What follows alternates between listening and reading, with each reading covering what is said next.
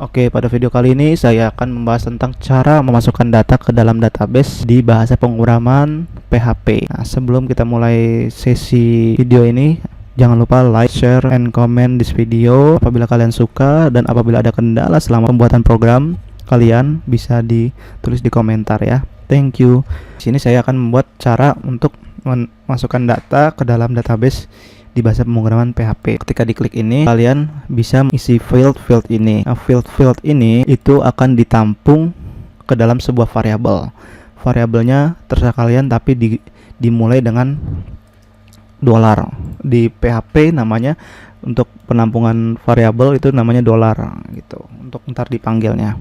Tapi untuk pengisian di sini atau ketika di formnya, kalian menggunakan name.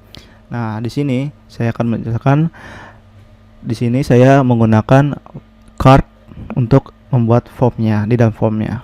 Nah, card ini ada dua saya gunain, card header dan card body. Card header itu untuk alias nama ini, dan card body untuk pengisian formnya. Yang mana di sini juga di form ini saya menggunakan berbagai jenis macam field untuk formnya. Di antara adalah text field ini, text password, combo box, terus J calendar. Habis itu ada namanya radio button, dan yang terakhir adalah text field yang saya gunakan. Dan jangan lupa pakai tombol button. Nah, untuk code programnya atau untuk grafisnya itu saya masukkan ke dalam file namanya tambah nasabah. Jadi ketika kalian ingin membuat sebuah data untuk masuk ke dalam database, kalian membuat dua file. Yang pertama file untuk form, kedua adalah file proses dari inserting datanya, itu supaya biar tertata dengan baik. Code programnya adalah untuk yang front endnya itu kalian seperti ini. Nanti saya akan send atau saya akan share di link di deskripsi. Yang kita akan bahas adalah proses dari menyimpan data tersebut, yaitu yang ada di form actionnya ketika buttonnya ini dipencet atau simpannya ini dipencet. Tapi ketika kalian datanya belum terisi dengan sempurna atau belum diisi semua, maka dia ada action atau warning seperti ini. Itu adalah menggunakan JS JavaScript. Nah, untuk validasi. Nah, di sini karena saya nggak bahas tentang HTML, CSS dan JavaScript, saya hanya fokus di sini PHP, maka saya bahas yang proses dari nge-save-nya. Di sini saya menggunakan ketika dipencet dan semua datanya sudah diisi dengan benar, maka larinya ke file namanya save nasabah. Yang mana save nasabah itu adalah untuk menyinkronkan antara data di front end dengan data yang back end yang kita eksekusi, yang kita realisasikan dengan database-nya. Terus untuk pemanggilannya kalian harus samakan antara variabel yang kalian buat di sini. Kan variabel ini contohnya nama nih, nama nasabah. Saya membuat nama nasabah itu variabel namanya adalah nama nasabah juga. Ini nama nasabah juga. Jadi yang ini yang bakal dipanggil ke dalam back end-nya atau processing data untuk menyimpan datanya gitu ntar.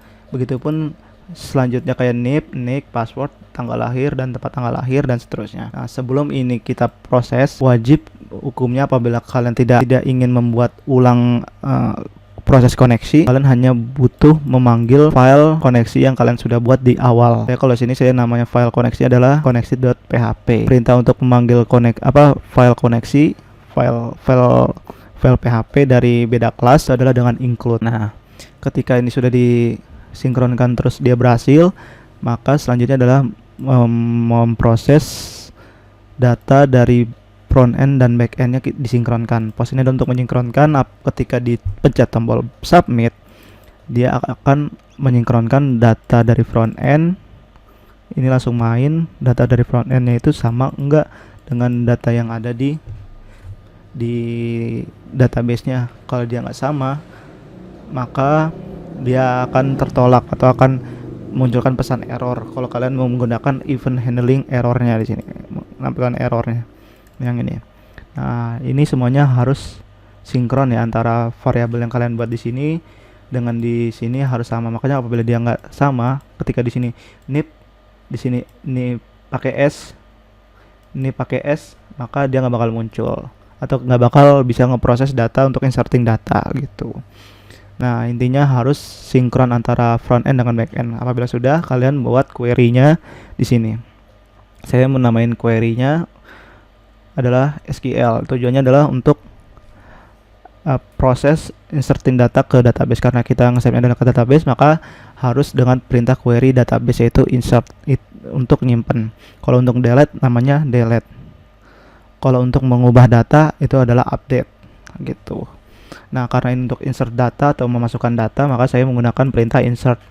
Perintahnya adalah insert into data nasabah. Data nasabah ini adalah table yang saya sudah buat sebelumnya. Ini. Nah, terus saya masukkan semua kolom. Ini tergantung kalian mau masukin semua kolom yang ada di table data nasabah atau enggak. Saya tidak semuanya, karena di table kolom terakhir saya tidak masukkan, karena ini saya defaultnya 0. Jadi apabila tidak diisi, tidak akan memunculkan pesan error atau tidak akan save gitu. Nah, ini saya semua sisi saya masukkan kolom name-nya sesuai dengan ini sampai alamat. Bila sudah, langkah selanjutnya adalah values-nya apa.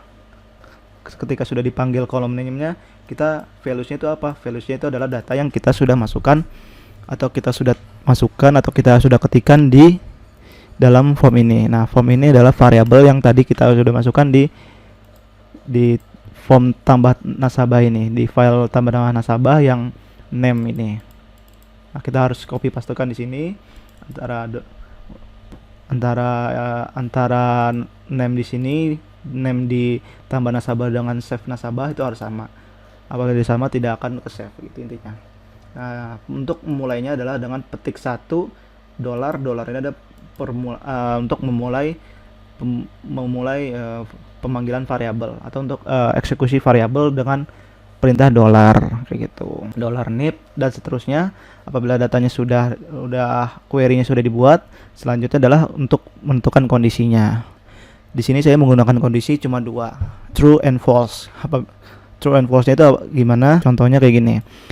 Kondisi ketika query-nya itu antara penyinkronan variabel yang ada, ini adalah variabel yang ada di file di koneksi.php ini untuk query untuk panggilan database-nya, terus user login-nya. Nah, sedangkan yang ini SQL ini adalah query untuk penyimpanan datanya ke dalam database. Jadi untuk menambahkan atau untuk memvalidasinya dengan scon, SQL. Jadi kalau salah satunya itu tidak benar atau di sini nggak benar penulisannya, maka langsung menunjukkan pesan error dan akan yang dieksekusi adalah kondisi kedua atau kondisi false, yaitu error. Dia bakal munculin pesan error di MySQL dengan perintah MySQL_error di koneksi ataupun di SQL-nya. Nah, apabila berhasil, dia bakal munculin pesan namanya new record created successful dan bakal menutup form tambah nasabah ini dan langsung ke form dashboardnya di dashboard admin gitu. Jadi dia langsung hyperlink ke dashboard admin apabila dia benar. Apabila dia ke-save dengan benar, dia bakal larinya ke dashboard admin. Apabila dia salah, dia bakal